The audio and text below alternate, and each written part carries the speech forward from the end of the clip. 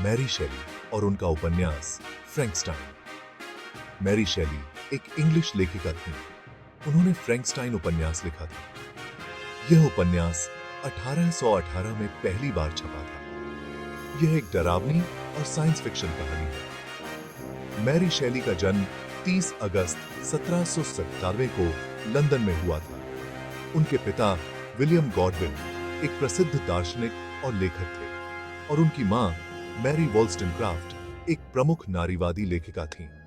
Mary शेली का साहित्यिक परिवेश बहुत ही समृद्ध था, जिसने उनके लेखन को गहराई से प्रभावित किया। फ्रैंकस्टाइन की कहानी एक वैज्ञानिक विक्टर फ्रैंकस्टाइन के इर्द गिर्द घूमती है, जो जीवन के रहस्यों को समझने के प्रयास में एक जीवित प्राणी का निर्माण करता है। यह प्राणी, जिसे अक्सर फ्रैंकस्टाइन का राक्षस कहा जाता है, समाज द्वारा अस्वीकार कर दिया जाता है और अंततः अपने निर्माता से बदला लेने की कोशिश करता है।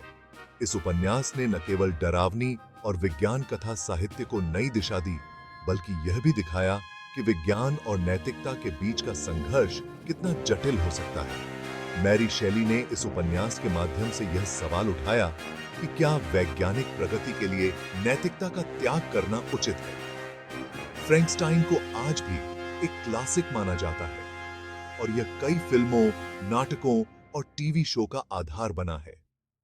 मैरी शेली की इस कृति ने उन्हें साहित्यिक इतिहास में अमर बना दिया है।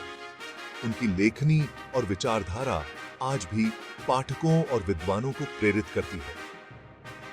मैरी शेली का जीवन और उनका उपन्यास फ्रैंकस्टाइन हमें यह सिखाता है कि साहित्य के माध्यम से हम समाज के महत्वपूर्ण मुद्दों पर विचार कर सकते हैं और उनसे सीख सकते हैं। उनकी कहानी आज भी उतनी ही प्रासंगिक है जितनी कि 200 साल पहले थी। विक्टर फ्रैंकस्टाइन एक बहुत बड़े सपने देखने वाला वैज्ञानिक। विक्टर का सपना था कि वह विज्ञान के क्षेत्र में कुछ ऐसा कर दिखाए जो आज तक किसी ने नहीं किया। वह हमेशा से ही विज्ञान के रहस्यों को जानने के लिए उत्सुक था और उसे समझने की कोशिश करता रहता था। कहानी विक्टर फ्रैंकस्टाइन नाम के एक जवान वैज्ञानिक की है, जिसने अपने जीवन को विज्ञान के प्रति समर्पित कर दिया।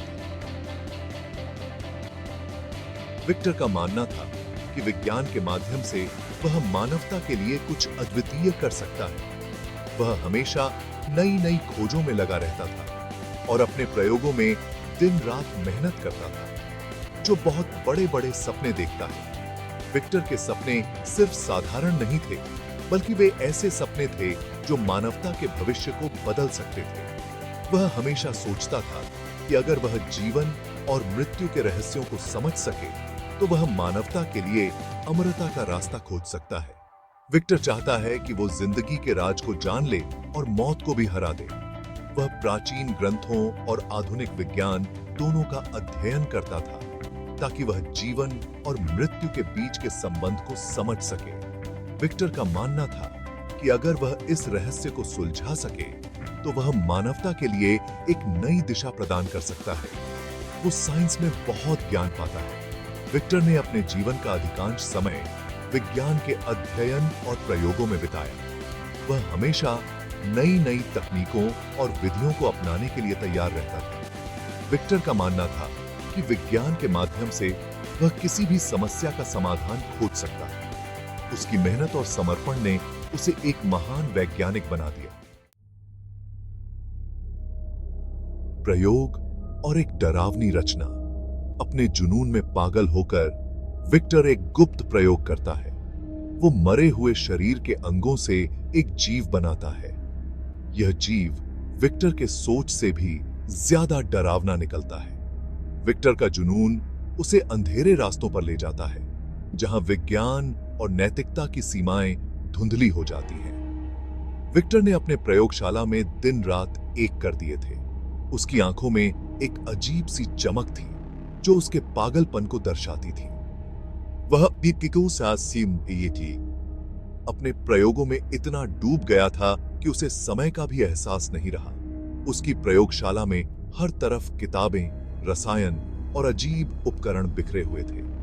एक रात जब आसमान में बिजली कड़क रही थी और बारिश हो रही थी, इसी की बात से विक्टर ने अपने प्रयोग को अंतिम रूप देने का निर्णय लिया।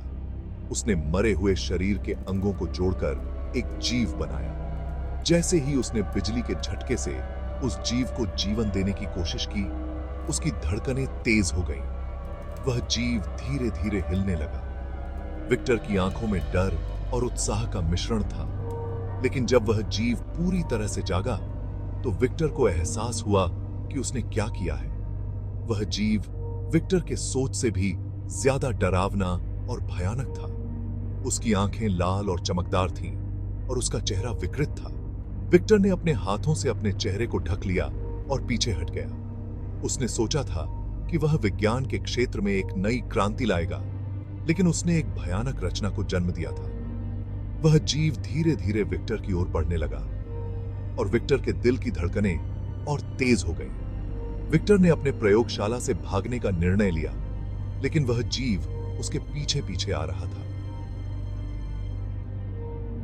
विक्टर ने दरवाजा बंद करने की कोशिश की, लेकिन वह जीव बहुत ताकतवर था। विक्टर ने अपनी पूरी ताकत लगाई, लेकिन वह जीव दरवाजा तोड़कर अंदर आ गया। विक्टर ने अपनी जान बचाने के लिए भागना शुरू कर दिया, लेकिन वह जीव उसके पीछे पीछे आ रहा था। विक्टर का यह प्रयोग उसकी जिंदगी का सबसे बड़ा दुस्वप्न बन गया था। उसने सोचा था कि वह विज्ञान के क्षेत्र में एक नई क्रांति लाएगा, लेकिन उसने एक भयानक रचना को जन्म दिया था। अब वह जीव विक्टर के जीवन का हिस्सा बन गया था और विक्टर को अपनी गलती का एहसास हो गया था।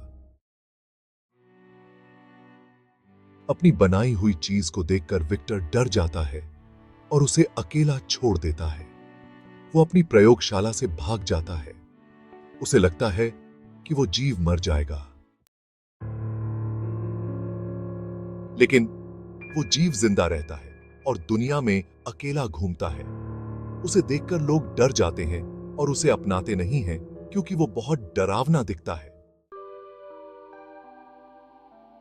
समय के साथ वो जीव समझदार बनता है और दुनिया को समझने लगता है। वो इंसानों की भाषा, उनके जज्बात और रिश्ते समझने लगता है। इंसानों से मिलना और अकेला रह जाना। अकेलापन उसे बहुत सताता है, इसलिए वो इंसानों से मिलना चाहता है, लेकिन क्योंकि वो डरावना दिखता है, लोग उसे बार बार भगा देते हैं। बदला लेने की कसम। बार बार अकेला छोड़े जाने पर उस जीव के मन में गुस्सा और नफरत भर जाती है। वो अपने बनाने वाले विक्टर से बदला लेने की कसम खाता है। विक्टर को अपने किए की सजा मिलती है। वो जीव विक्टर और उसके प्यारों को परेशान करता है। विक्टर को बहुत पछतावा और डर लगता है। अकेलापन और पछतावा। कहानी दुख और अकेलेपन के साथ खत्म होती है। यह कहानी हमें बताती है कि हमें कुदरत के नियमों से नहीं खेलना चाहिए और न ही अपने आप को बहुत बड़ा समझना चाहिए।